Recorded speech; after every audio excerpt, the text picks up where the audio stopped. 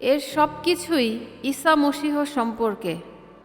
Was it for me সর্বকালের সর্বশ্রেষ্ঠ প্রেমের গল্প বলার জন্য আছে।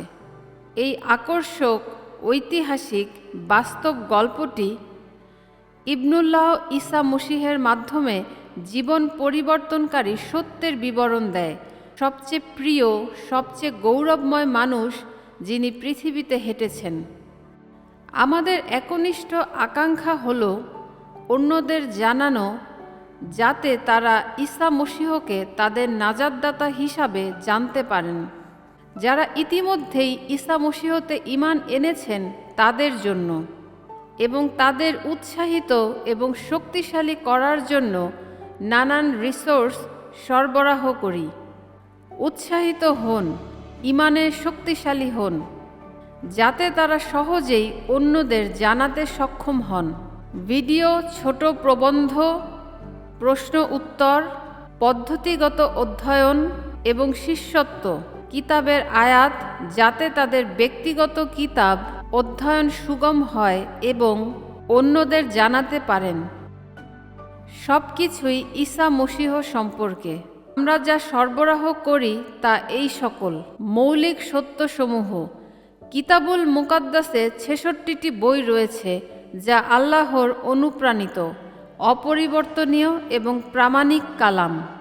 একজন আল্লাহ আছেন, পিতা, পুত্র এবং পাক রূহ, এই তিন ব্যক্তির মধ্যে চিরকাল বিদ্যমান এবং সকলেই একে অপরের সাথে সমান।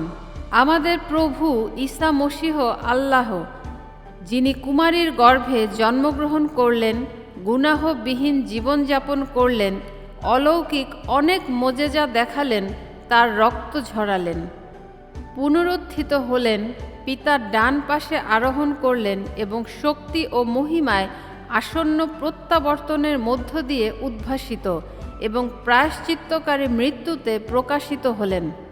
ঈসা মসীহের সলিবের উপর কোরবানিতে ঈমানের মাধ্যমে সমস্ত কৃত গুনাহের জন্য হারিয়ে যাওয়া এবং গুনাহগার মানুষেরা বিনামূল্যে অপ্রাপ্য উপহার হিসাবে নাজাত পেতে পারেন।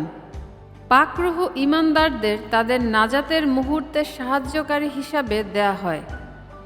পাক রূহ ঈমানদারদের মধ্যে বাস করেন, যাতে তারা আল্লাহতে জীবনযাপন করতে পারেন এবং পৃথিবীতে তাদের জীবনে মসীহের ক্রমবর্ধমান সাদৃশ্য নিয়ে আসে। অধিষ্ঠিত পাক রূহ আমাদের মৃত্যুর পরে মসীহের মতো পরিবর্তনের সম্পূর্ণতা নিয়ে আসে, যাকে বিজয় বলা হয়।